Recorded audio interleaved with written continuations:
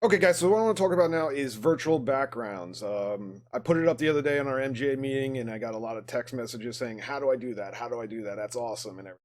Um, Here's the disappointing part: it's not going to work for everyone. It depends upon the layout of your room, the lighting in the room, of how well it's actually going to cover your background. This will not work for everyone. Some people it'll clip over, you'll disappear into the image. You're gonna have to test it for yourself to see if that works. But there is a solution for that as well if you do have a bad situation like that, and I'll touch on that. The first thing I want to go over is how do we choose a virtual background?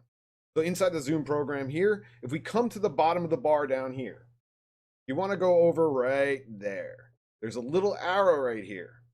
Click that arrow next to stop video. I'm going to say choose virtual background.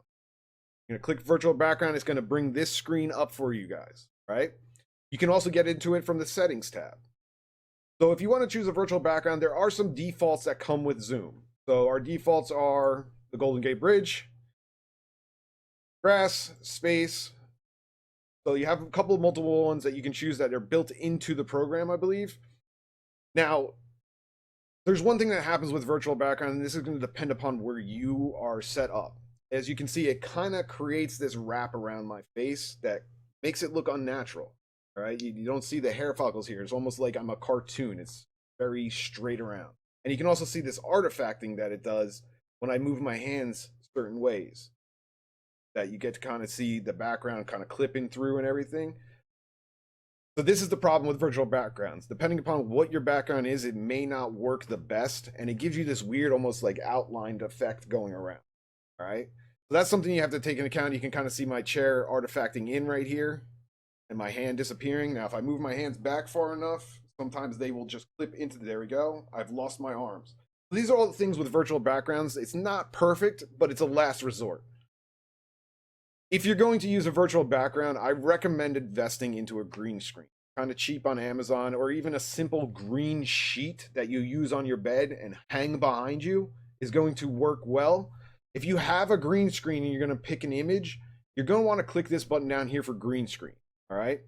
Green screens tend to have better quality. Now you can see I don't have a green screen right now, so it's deleting it out. Green screens will have a better quality if you have a green screen behind you. This artifacting and wrap around your head type of thing going on here will not happen. Almost like how Gig and Act do the Gig Act University. They look natural in front of that background. They don't have this wrap around their hands and everything that kind of clips out like this. So if you want to use your virtual backgrounds, I recommend investing into a green screen or at least a green sheet from a bed behind you. Now you gotta want to be careful. If you're using a green screen, anything that's green on you, if you're wearing a green shirt, you're going to disappear like it makes you do this here. So you want to be careful with what you're wearing if you are using a green screen. This is why you never see your weathermen or news people wearing anything green on TV, because what the program is actually doing is ignoring green and placing an image over it. All right, so what we're going to talk about now is picking a virtual background and how we can get it into the Zoom software. So what we're going to do is we're going to go to Google. Now, obviously, if you have an image on your phone, you just upload it to the computer and import it into the Zoom software, just like I'm going to do for the Google image.